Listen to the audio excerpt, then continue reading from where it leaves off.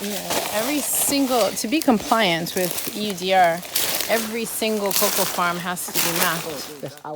Well, I think what it means is that like literally every single cocoa farmer has to now walk around either themselves or with a team member who's got the handheld device with the right software on it, the right app.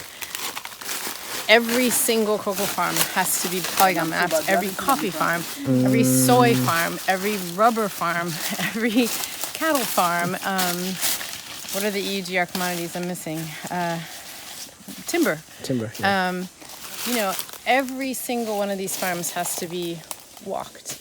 If you send an enumerator out to do it themselves and they don't have the farmer with them, they're not going to know where to go.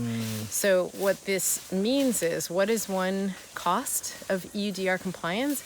It means literally every farmer has to spend the time to walk around their entire farm boundary, making sure that it's mapped correctly. That's an enormous amount of time and energy to ask farmers to invest if you think about the number of farmers that there are worldwide. And the fact that I've never met a cocoa farmer who doesn't have multiple plots of land. So not only do they have to do this once, they have to do it as many times as plots of land they have.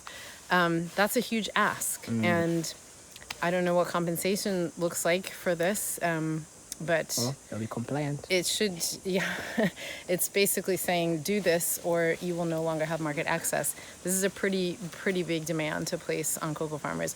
We're walking around this farm. It's about 2.5 acres, John said, and it's going to take us about 30 minutes. It's taking us longer because we're stopping a lot, but you can imagine that if you were doing this for polygon mapping for EUDR compliance reasons, you'd want to make sure you get it right. Yeah, you can't just run through. Yeah, you can't just run. This is not a running exercise. This is a careful, considered exercise to make sure that line is correct.